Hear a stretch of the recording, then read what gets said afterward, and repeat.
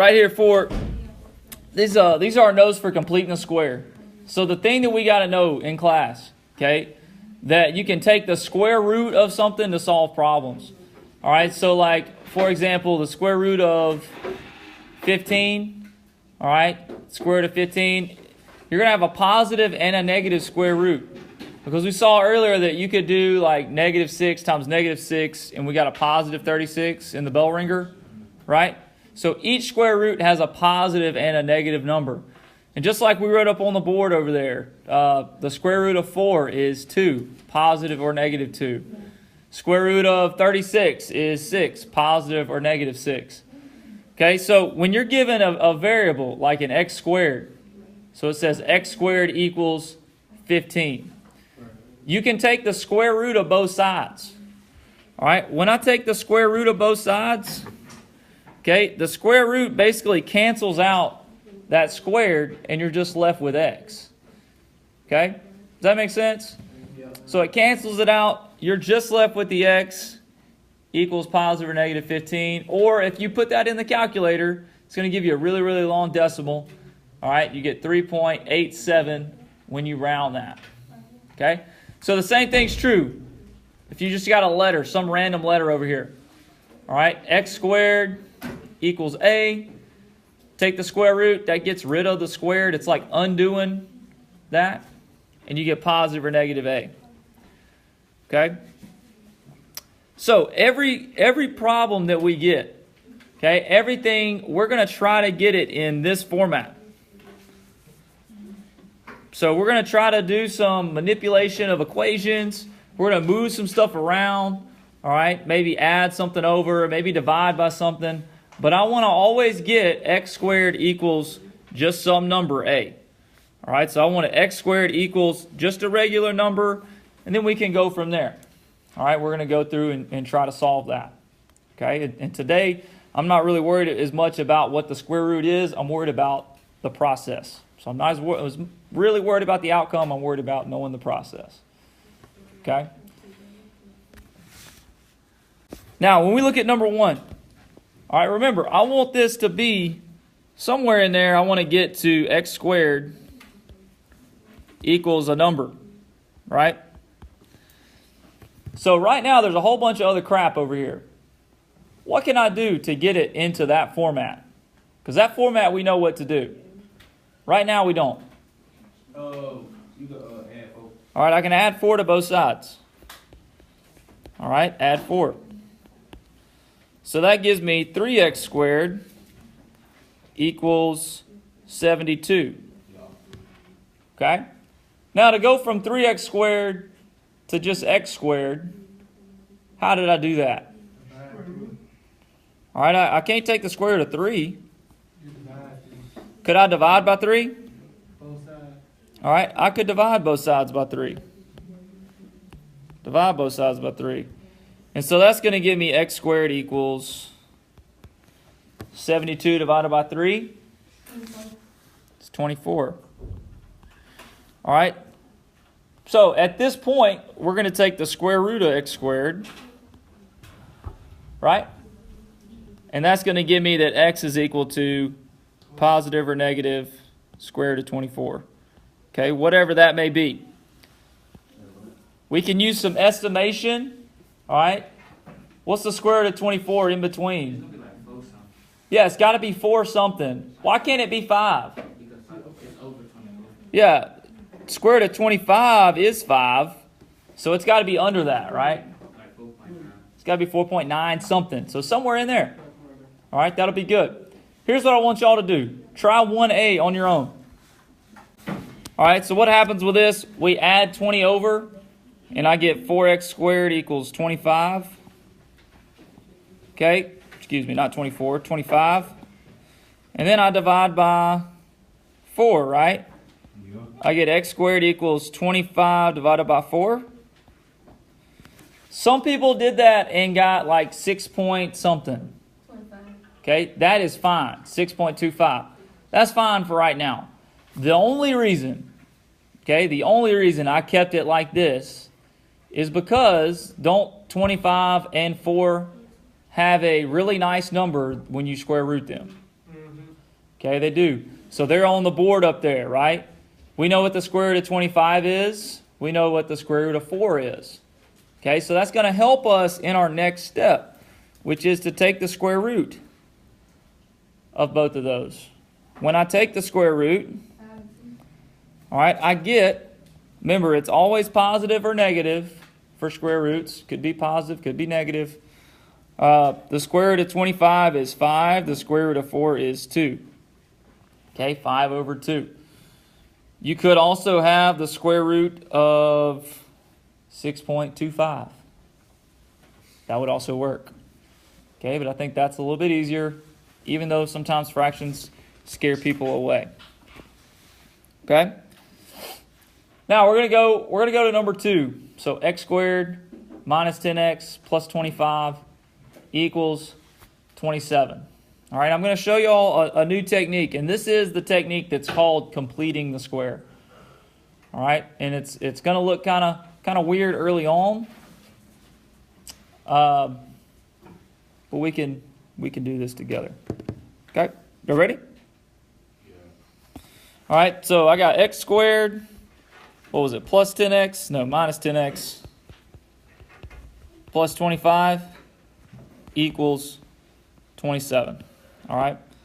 So the first thing I'm going to do is I'm going to only concern myself with the left-hand side. Okay?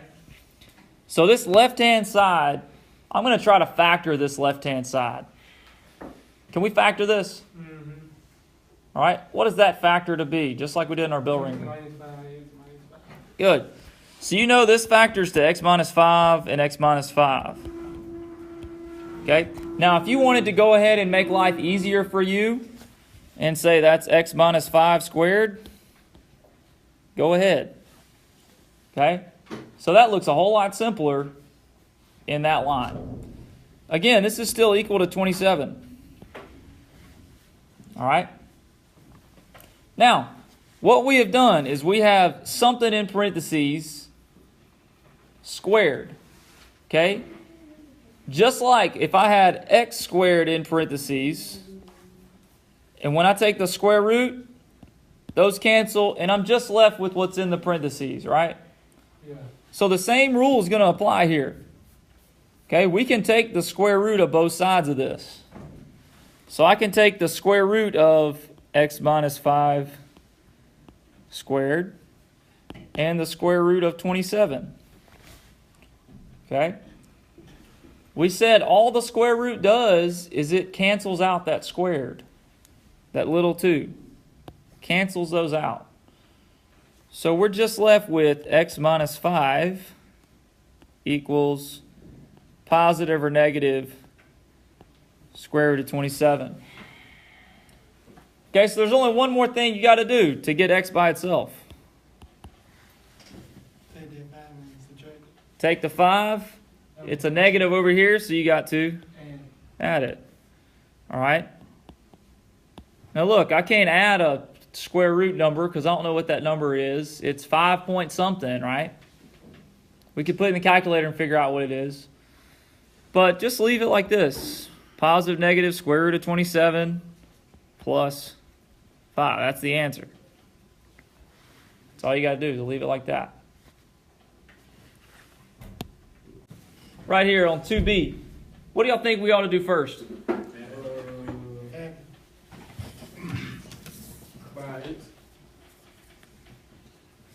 All right. Factor. Can I factor this side? X plus 4, H plus 4. Yeah, x plus 4, x plus 4. This was the number 1 in our bell ringer.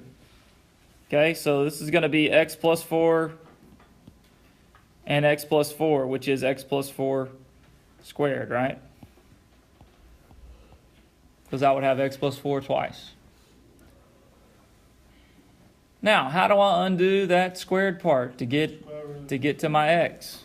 Yeah, I'm going to take the square root of both sides. X plus 4. That's going to cancel. And I'm going to take the square root of 49. Okay? So this just gives me x plus 4 equals positive or negative 7. The reason why it's positive or negative is because negative 7 times negative 7 could also give you positive 49, right? All right, so this really turns into two cases. All right, you have positive 7. All right, we got to subtract 4, right? So x is equal to, you have positive 7 minus 4, and you have negative 7 minus 4. Okay? Positive 7 minus 4, negative 7 minus 4. So what is x? X equals positive negative 7 minus 4. Okay?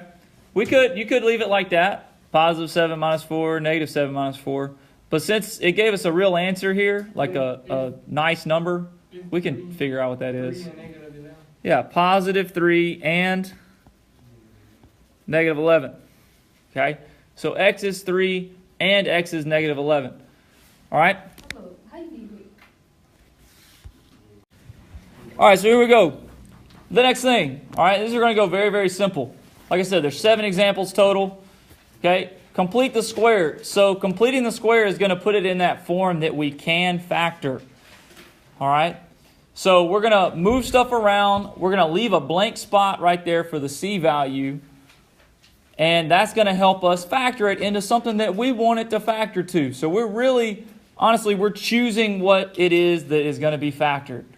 Okay? So to complete the square, take B, whatever the B value is, cut it in half, and then square it. That means multiply it by itself. That is going to be your C value.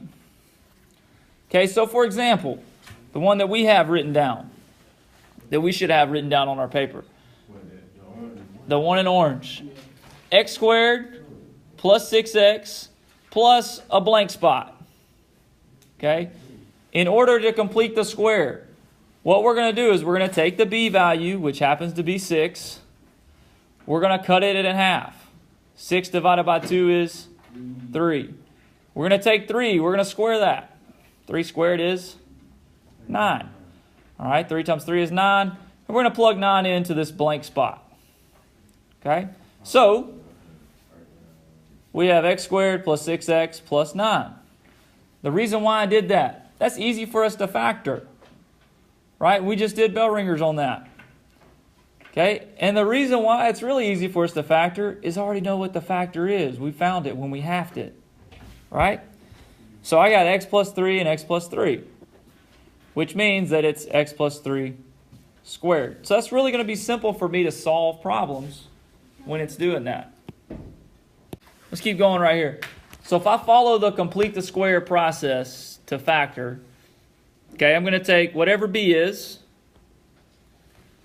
B happens to be negative 2. And I'm going to divide it by 2. Cut it in half. So negative 2 over 2. What does that give me? 1. Negative 1. I'm going to take negative 1 and square it. Negative 1 times negative 1. What does that give me? Positive 1. Okay? So positive 1 is what goes in the box. All right? And literally that's all you're doing. Okay? That turns into positive 1. The whole reason why we did that is to get it so that it factors easy. Okay? Some problems are only going to ask you what goes in that missing box. Some of them are going to ask you to fully factor it all the way out. All right? This is a problem that only asks you what goes in the box. So there you would be done. You would be finished. Okay? If you wanted to go on and factor it, you could. Okay? It would be negative 1 and negative 1. So that would factor to be x minus 1 squared. We don't have to do all that. But that's literally all the work that it takes. So not a ton. You could probably do most of this in your head or on your calculator. Okay? And then just plug it back in and solve. So it's not you don't have to write out every single thing that we're doing when you start to do these problems. Can I go on the next one? Yeah. Let's go to the next one. Okay. 3 more. Last 3 right here. Okay? Last 3. Let's power through. All right?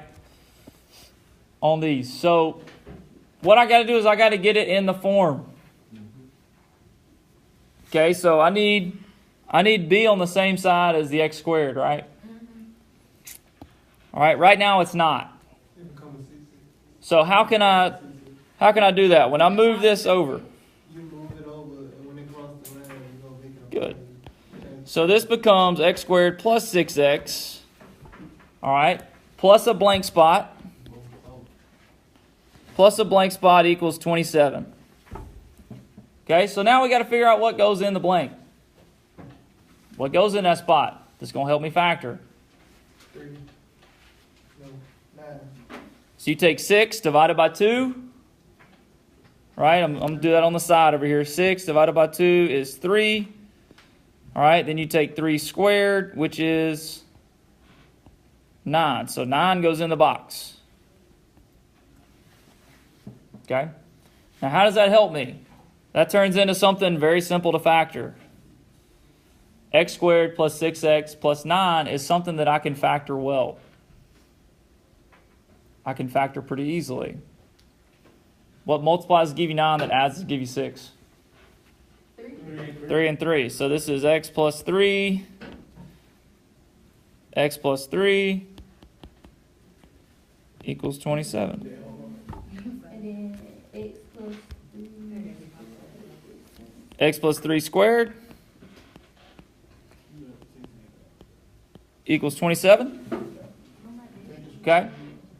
Now we take the square root of both sides. We're putting everything together right now.